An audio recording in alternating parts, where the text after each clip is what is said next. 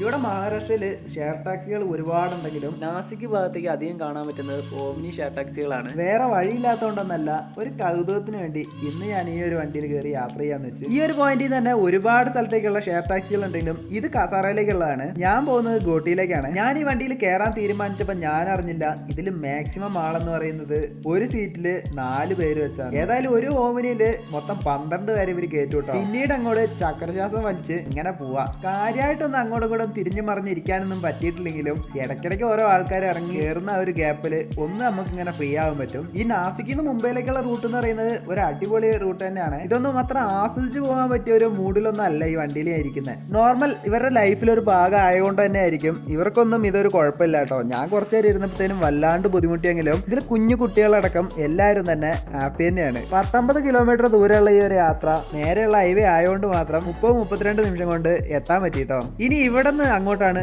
യാത്ര ശരിക്കും തുടങ്ങുന്നത്. അപ്പൊ സബ്സ്ക്രൈബ് ചെയ്ത് വെയിറ്റ് ചെയ്തോ, അടുത്ത വീഡിയോയിൽ വരാവേ.